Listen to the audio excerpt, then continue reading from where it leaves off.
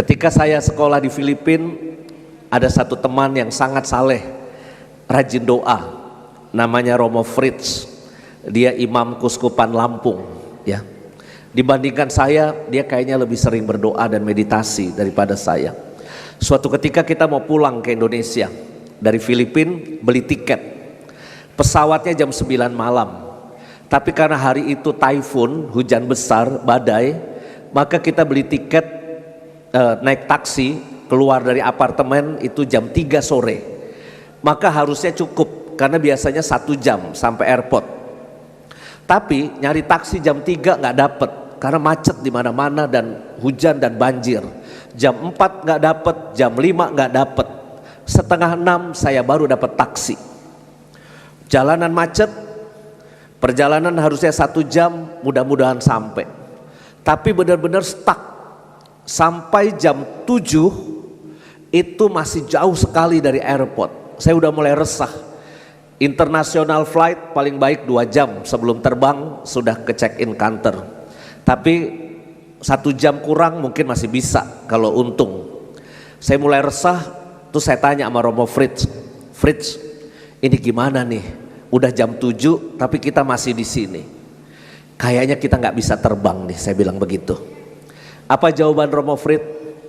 Yowes, aku tak doa dulu, kata dia.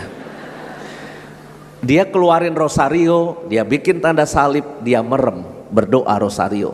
Kan tadi saya sudah kasih pengantar, Romo Fritz ini Romo yang rajin doa, ya. Dia orangnya pendiam tapi saleh gitu. Saya ngelihat dia doa. Saya juga punya rosario Bapak Ibu. Saya bisa ambil rosario saya, lalu saya ikut merem dan ikut komat kamit berdoa. Tapi kan kayaknya Romo Yus nggak gitu. Saya keluarin dompet saya. Saya lihat ada duit 6.000 peso.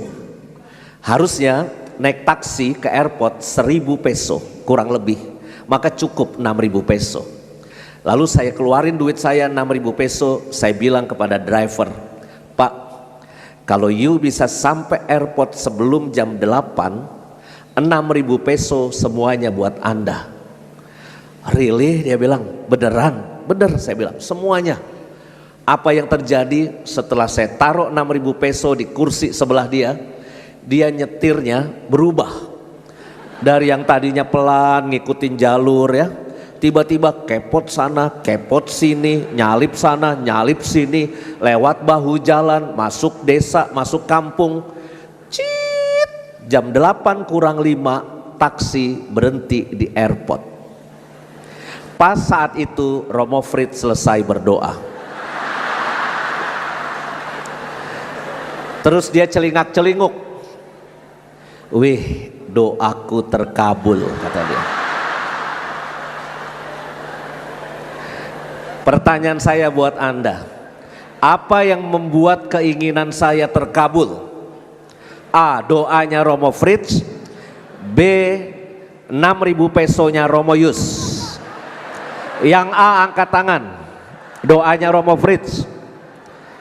Dikit, 6.000 peso Romo Yus.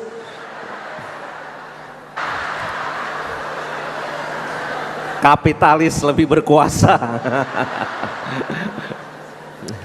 Mungkin yang cari aman akan menjawab dua-duanya, ya. Dua-duanya, ya, dari atas dari bawah. Tapi kita tes. Kalau dua-duanya rosario, dua-duanya merem. Gua rasa sopirnya juga ikut merem. Ya. Dan gak sampai. Tapi kalau misalnya Romo Fritz gak doa, dia tambahin 3.000 peso, yowes tak tambahin Yus 3.000 peso, ayo Pak Sopir, cepet Pak Sopir. Mungkin sampai juga ya. Mungkin Anda berkata, ah Romo Yus kurang spiritual ya, Romo Yus kurang doa. Tapi logika rohani saya mengatakan begini, Tuhan sudah kasih saya berkat lewat keuskupan sehingga saya punya duit 6.000 peso di kantong saya. Maka Tuhan mungkin berkata, ini macet, kalau you berdua sama-sama merem, you on dua-duanya, kata Tuhan.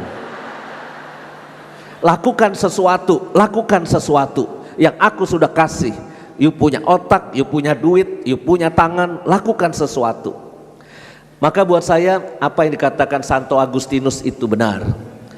Berdoalah seakan-akan semuanya bergantung pada Tuhan, ya. Dan kita nggak bisa buat apa-apa, ya. Tapi pada saat yang sama, bekerjalah, lakukanlah sesuatu seakan-akan semuanya bergantung padamu dan Tuhan tidak menolong, ya. Jadi kata seakan-akan ini penting, ya. Supaya apa? Supaya sebetulnya ketika kita doa, kita sungguh-sungguh 100% pasrah kepada Tuhan. Tetapi ketika kita ke rumah sakit melakukan tindakan medis bersama dokter, lakukanlah sekuat tenaga, dan itu memang sangat tergantung dari kekuatan medis, obat, dan yang dilakukan di rumah sakit itu. Yakinlah lakukan yang terbaik. Maka ketika dua-duanya ini dilakukan, di titik tengah mukjizat itu terjadi. Keajaiban terjadi dalam hidup Anda, ya. Maka saudara-saudariku, tekunlah berdoa, ya. Ketoklah terus hati Tuhan. Santo Fransiskus mengatakan berdoalah seperti seorang pengemis. Pengemis minta terus. Cuma pengemis kan macam-macam. Ada pengemis yang nggak dikasih sama Tuhan, sama driver gitu, ya.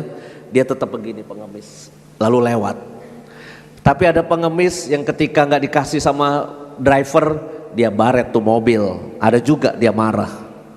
Maka saya kira kita ingin menjadi pengemis yang baik. Kalau Tuhan kasih kita, terima kasih Tuhan.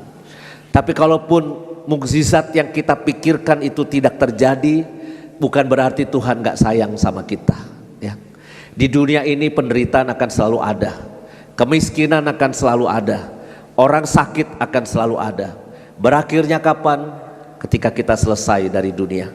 Ada penderitaan yang mungkin harus kita bawa mati, tapi mungkin juga ada penderitaan yang saat ini di sini terjadi mukjizat di tempat ini. Saya masih yakin itu, ya. Jadi yang paling penting buat saya, kita punya iman yang benar, ya. Kalau diundang acara seperti ini, iman kita benar. Saya selalu mengatakan bedanya iman yang besar dan iman yang benar. Iman yang besar itu ketika kita lagi susah, mintalah terus minta, dan yakin Tuhan memberikan karunia-Nya. Itu iman yang besar. Tapi kalau iman yang benar, itu seperti doa Yesus di Taman Getsemani. Bila mungkin, jauhkanlah cawan ini daripadaku. Tetapi bila tidak mungkin, bukan kehendakku yang terjadi, melainkan kehendakmu. Semoga kita semakin bertumbuh dalam iman. Bila hari ini terjadi mukjizat untuk Anda, puji Tuhan. Tapi minimal kita bertumbuh dalam iman bersama-sama. Tuhan memberkati kita. Amin.